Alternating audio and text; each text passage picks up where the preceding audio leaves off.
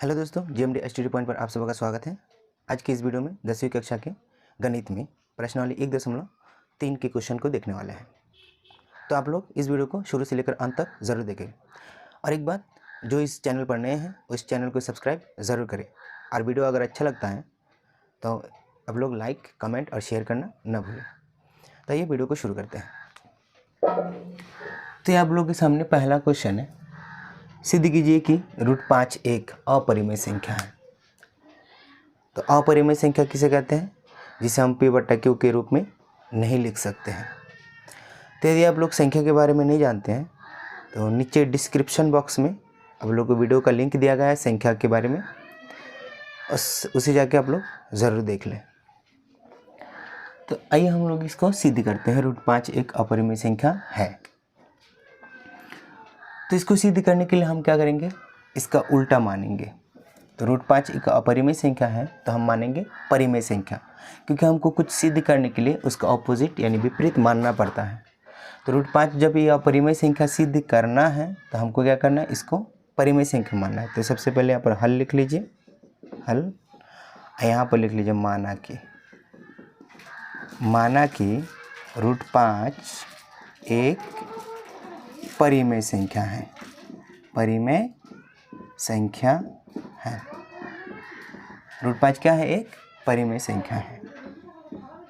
तो आप लोग जानते हैं परिमेय संख्या अगर होता है तो उसको हम P/Q के रूप में लिख सकते हैं। Q 0 नहीं होना चाहिए। तो √5 जब एक परिमेय संख्या है तो हम P/Q के बराबर इसको लिख सकते हैं। तो लिखेंगे, इसलिए √5 बराबर क्या हो जाएगा? P/Q। जब परिमेय संख्या होगा तो P/Q के बराबर ये हो जाएगा। तो माना कि √5 एक परिमेय संख्या है तो √5 बराबर P/Q, क्योंकि P/Q क्या है? एक परिमेय संख्या है, इसलिए √5 इसके बराबर है। अब यहाँ पर एक कंडीशन आता है P/Q के बराबर जो होता है, तो इसके कंडीशन को लिख देना है Q जहाँ, यहाँ पर लिख लीजिएगा जहाँ Q क्या है?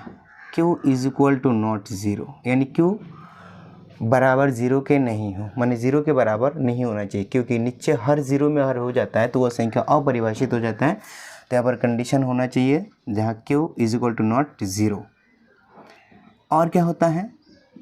P और Q का उभयनिष्ठ गुणनखंड, उभयनिष्ठ गुणनखंड, उभयनिष्ठ गुणनखंड कितना होना चाहिए? उभयनिष्ठ गुणनखंड 1 हो। उभयनिष्ठ गुणनखंड कितना हो? 1 हो।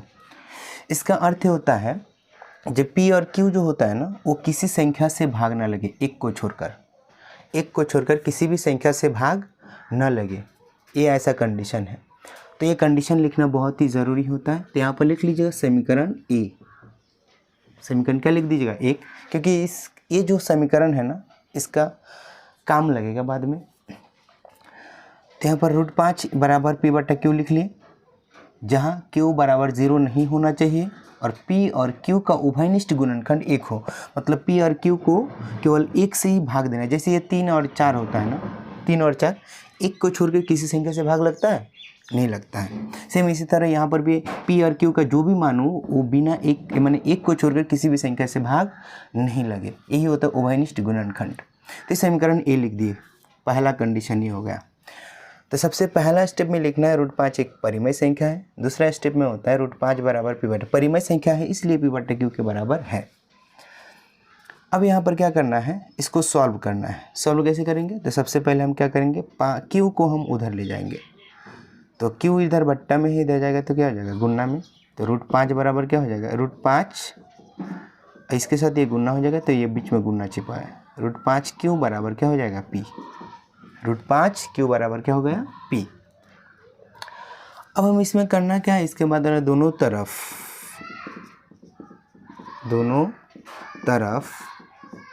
वर्ग करने पर, क्या करने पर? वर्ग करने पर, ये दोनों तरफ वर्ग करने पर, क्योंकि हमको रूट को हटाना है।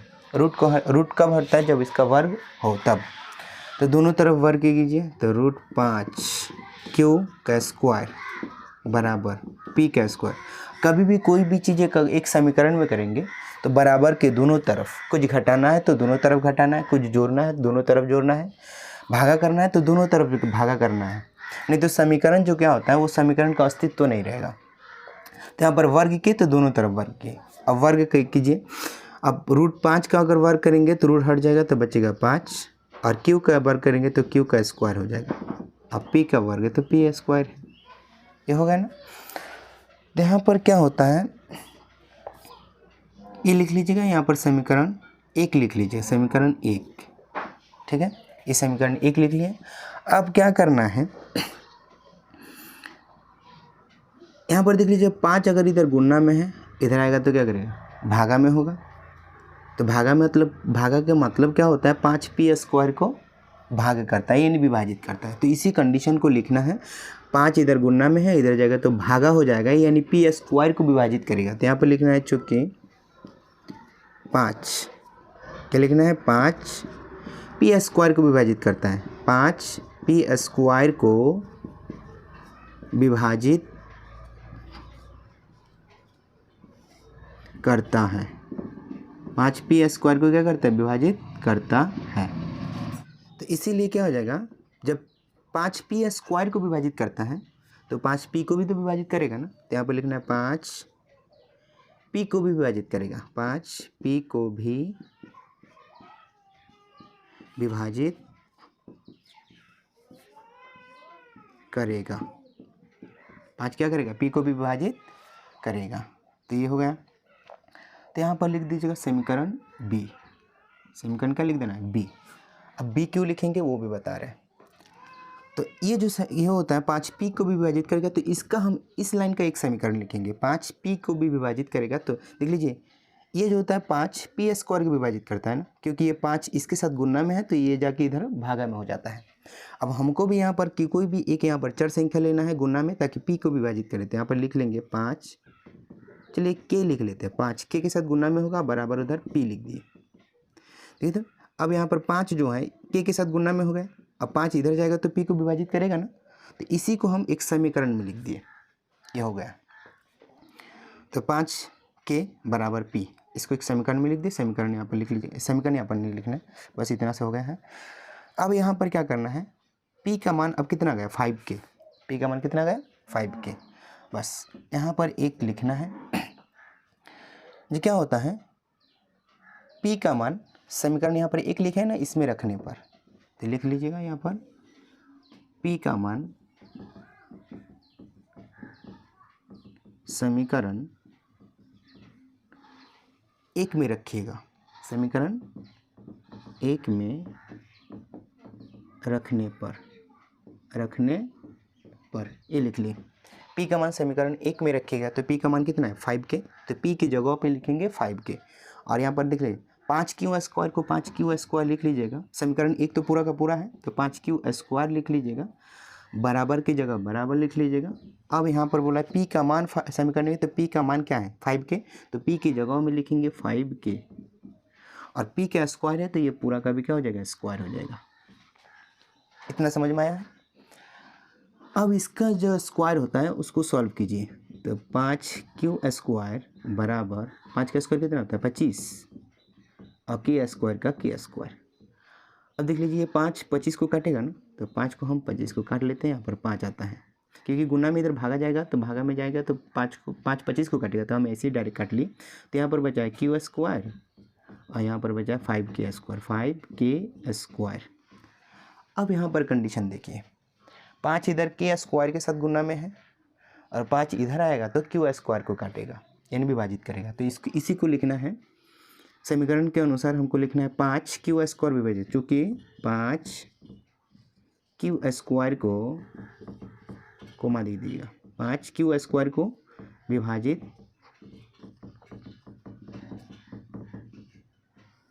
करता है, इसीलिए 5q को भी विभाजित करेगा, q को भी विभाजित करेगा, ये हो गया। तो यहाँ पर 5p को विभाजित कर समीकरण b होगा, यहाँ पर समीकरण क्या लिख दीजिएगा, c।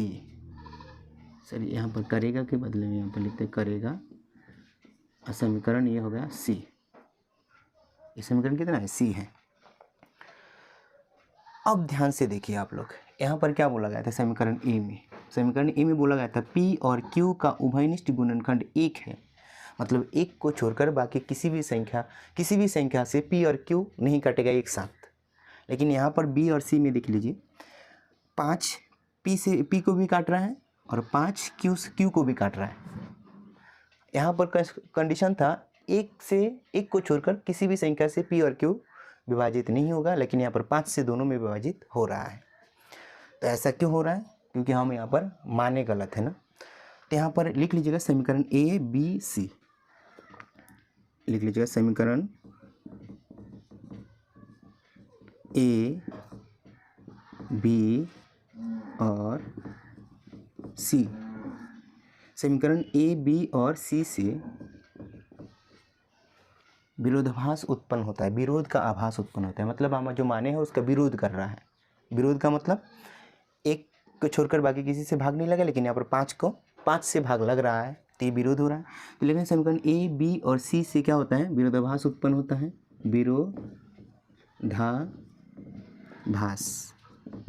विरोधाभास उत्पन्न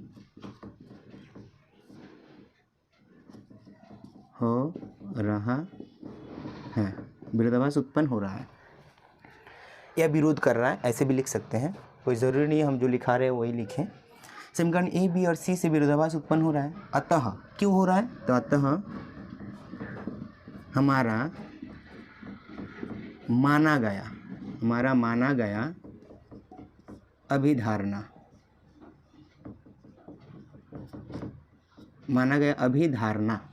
गलत है। अभिधारणा क्या है, गलत है। तो देख लीजिए, अतः हमारा माना गया अभिधारणा गलत है। हमारा अभिधारणा क्या था, माना कि √5 एक अपरिमेय संख्या है। √5 क्या है, परिमेय संख्या, ये हम माने हैं।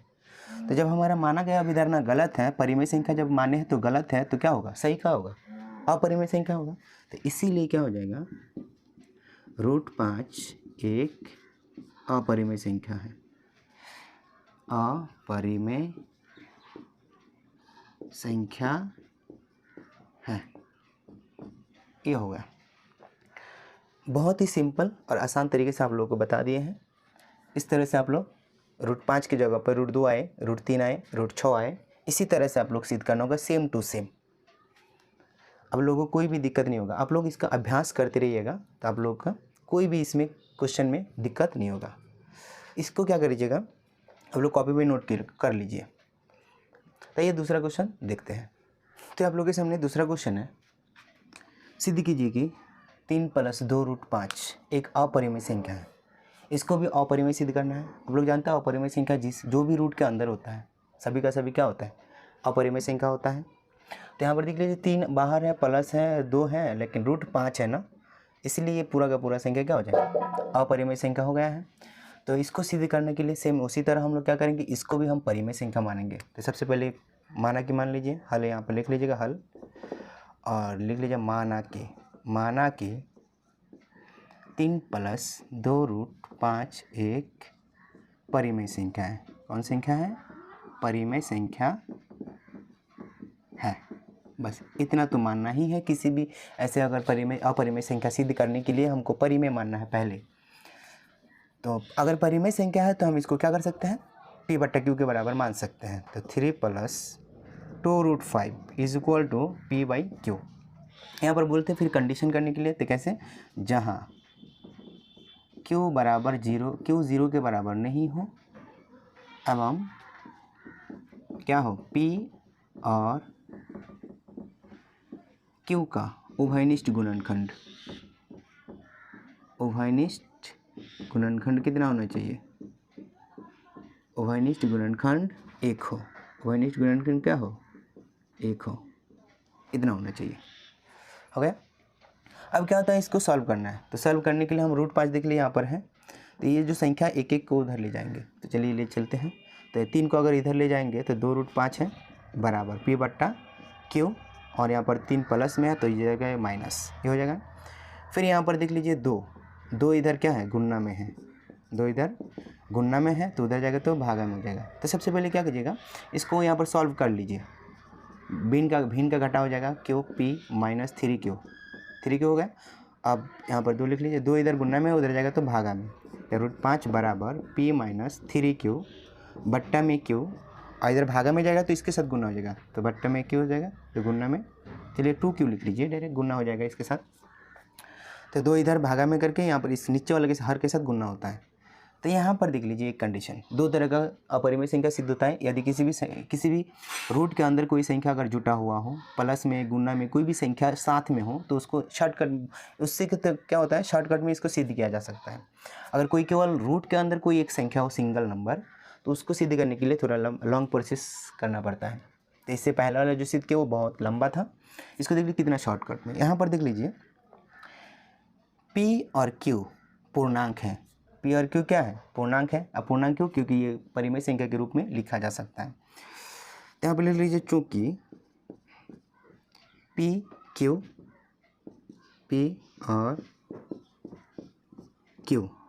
और Q पूर्णांक है, P और Q क्या है, पूर्णांक है। 3 और 2 तो पूर्णांक है ही, इसीलिए P माइनस 3Q बट्टा 2Q एक परिमेय संख्या होगा, परिमेय संख्या है।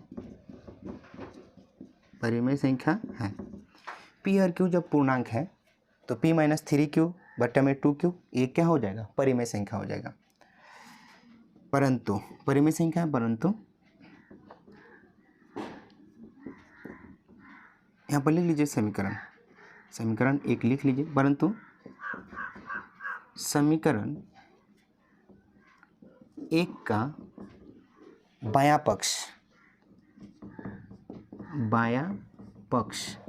पक्ष क्या है, √5। अभी सिद्ध किए थे √5 एक अपरिमेय संख्या है, बायां पक्ष अपरिमेय है, बायां पक्ष क्या है, अपरिमेय है। तो इसका मतलब यहाँ पर क्या कर रहा है, ये परिमेय संख्या है, यहाँ पर अपरिमेय संख्या है। तो अपरिमेय संख्या बराबर परिमेय संख्या है ना, तो यहाँ पर लिख लीजिएगा, अतः अपरिमेय संख्या बराबर परिमेय संख्या, अपरिमेय संख्या लिखना है हमको, अपरिमेय संख्या बराबर परिमेय संख्या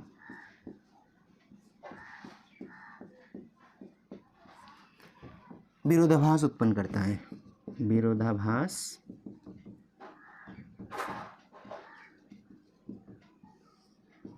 उत्पन्न करता है। विरोधाभास उत्पन्न करता कैसे, क्योंकि अपरिमेय संख्या और परिमेय संख्या कभी बराबर नहीं हो सकता है। तो इसलिए क्या होता है, अपरिमेय संख्या और परिमेय संख्या, ये जो अपरिमेय संख्या और ये परिमेय संख्या है, ये विरोधाभास उत्पन्न कर रहा है, विरोध कर रहा है। अतः हमारा माना गया, परिमेय संख्या बराबर अपरिमेय संख्या विरोधाभास उत्पन्न करता है। अतः हमारा माना गया अभिधारणा गलत है। अभिधारणा क्या है, गलत है। अब अभिधारणा गलत क्यों हो रहा है, क्योंकि हम यहाँ पर माने ही गलत है, परिमेय संख्या जो माने वो गलत हो रहा है। तो जब हमारा माना गया अभिधारणा है पर माना है ये जो परिमेय संख्या है गलत हो रहा है, तो ये क्या है, अपरिमेय संख्या है। इसीलिए 3 + 2√5 एक अपरिमेय संख्या है, अपरिमेय संख्या है। इस तरह से ये दूसरा क्वेश्चन भी आप लोगों का कंप्लीट हो चुका है। तो आप लोग वीडियो को पॉज करके इसको नोट कर लीजिए कॉपी में। और बता दे रहे हैं, ये जो क्वेश्चन है, इस तरह का क्वेश्चन, जैसे कि किसी भी रूट के अंदर अगर कोई संख्या हो और उसके साथ कोई भी संख्या गुणा में हो या प्लस में हो, गुणा में हो या प्लस में हो या बट्टा में भी हो, तो उसको हम सेम इसी तरह से बनाएंगे। जैसे कि 2 + √2, इसको भी बनाएंगे तो सेम इसी तरह बनेगा। 2√2 इसको भी बनाएंगे तो सेम इसी तरह से बनेगा। 5 + 3√3 इसको भी अगर सिद्ध करेंगे अपरिमेय संख्या तो सेम इसी तरह से बनेगा। अगर हाँ सिंगल रूट अगर होता है तो √3, √4 नहीं है, √4 तो परिमेय संख्या है, √5, √2, √7, √6 इस तरह से अगर होता है तो इससे पहले वाले क्वेश्चन जो बनाए 1 नंबर का क्वेश्चन सेम उसी तरह से सिद्ध होना होगा। और इसमें अगर मान लीजिए एक संख्या 1/√2 है, 1/√3 है, तो ये भी क्या होता है सेम 1 नंबर में क्वेश्चन जो सिद्ध किया है ये जो सिद्ध करने का तरीका है सेम इसी तरह ये भी सिद्ध हो जाएगा। और यहाँ पर जो प्लस वाला कोई भी हो या उसके साथ कोई गुणा में संख्या हो तो इस तरह से ये सिद्ध हो जाएगा। तो मैं उम्मीद करता हूँ आप लोग ये क्वेश्चन बहुत अच्छे तरीके से समझ में आया होगा। तो अगर वीडियो अगर समझ में आया है तो वीडियो को लाइक, कमेंट और अपने दोस्तों को शेयर ज़रूर करें ताकि वो लोग भी इस क्वेश्चन को अच्छी तरह से जान सकें और बना सकें। तो वीडियो को देखने के लिए धन्यवाद। मिलते हैं अगली वीडियो में। अगली वीडियो में जो एक और क्वेश्चन बचा है उस एक क्वेश्चन में 3 क्वेश्चन है, उन 3 क्वेश्चन को हम अगले वीडियो में बनाएंगे।